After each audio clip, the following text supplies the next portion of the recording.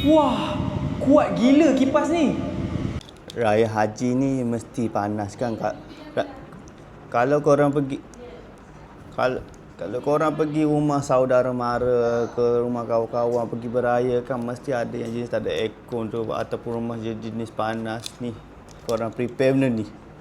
Ni kipas mini fan daripada Alto. Bentuk dia lebih kurang Osmo Pocket. Kamu just buka, lepas tu dia ada level tau. Ini level kosong. Level kosong dah suang-suang rasanya angin. Level 100, ini level 100. Angin dia kuat. Angin yang amat kuat. Lepas tu dia ada banyak design. Ke korang tak nak pegang, korang boleh just gantung. Lepas tu kalau korang jenis duduk depan meja, korang boleh buat macam ni, korang letak depan macam ni. Korang boleh letak macam ni. So kipas tu menghala dekat korang.